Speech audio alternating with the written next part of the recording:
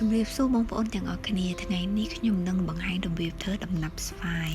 ហើយដំណាប់ស្វាយនេះគឺខ្ញុំបែងចែកជាពីរមួយដំណាប់ដែលយើងហាលថ្ងៃរួចមួយទៀតដំណាប់ដែលយើងកូរហើយចក់ក្រឡបងប្អូនអាចនឹង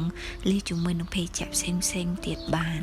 ដំបូងនឹងលាងស្វាយទុំចំនួន2គីឡូឲ្យស្អាតចិតសំបកចេញនិងចិតសាច់ទុកមួយឡែកសិន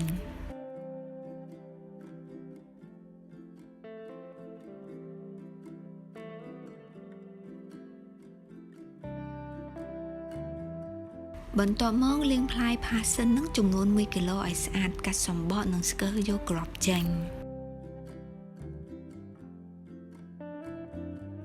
រួចមកយកគ្រាប់ផាសសិនដែលយើងស្កើហើយមុននឹងដាក់ចូលក្នុងម៉ាស៊ីនគៀបយកទឹកបន្ទាប់មកដាក់សាច់ស្វាយនិងទឹកផាសសិនដែលយើងធ្វើហើយមុននឹងចូលក្នុងម៉ាស៊ីនក្រឡុករួចហើយកិនចូលគ្នាឲ្យម៉ត់បន្ទាប់ពីកិនរួចហើយចាក់វាចូលក្នុងឆ្នាំងមួយហើយបើកភ្លើងចង្ក្រានក្នុងកម្ដៅមធ្យមដាក់អំបិលនឹងចំនួនកន្លះស្លាបព្រាកាហ្វេរួចមកកូរដំណាប់យើងឲ្យជាប់ដៃរហូតដល់ដាច់ទឹកល្អឥឡូវដំណាប់របស់យើងបានធ្វើរួចហើយយកវាចេញពីចង្ក្រានបន្ទាប់មកខ្ញុំដួសដំណាប់ខ្លះដាក់ក្នុងក្រឡទុកលាយជាមួយនឹងភេសជ្ជៈផ្សេងៗហើយដំណាប់ដែលនៅសល់នឹងខ្ញុំដួសដាក់ថាសហាលក្រោមកម្ដៅថ្ងៃឲ្យស្ងួតហើយមុននឹងដួសដំណាប់ដាក់ចូលក្នុងថាសខ្ញុំបានលាបប្រេងឆាខ្លះៗនៅលើថាស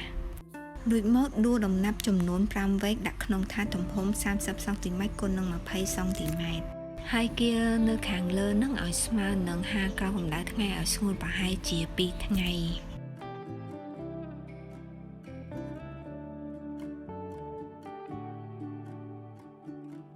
ឥឡូវដំណាប់របស់យើងបានស្ងួតល្អហើយយកវាចេញពីថាសរួចមកកាត់វាតាមចំណង់ចំណូលចិត្តដែលបងប្អូនចង់បាន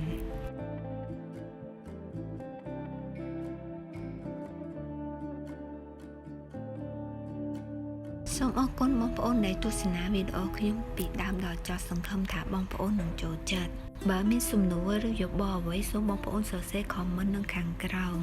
សូមបងប្អូនជួយចុច like share និង subscribe YouTube Channel របស់ខ្ញុំដើម្បីជួបគ្នានៅវីដេអូក្រោយៗទៀតអរគុណច្រើនសូមជម្រាបលា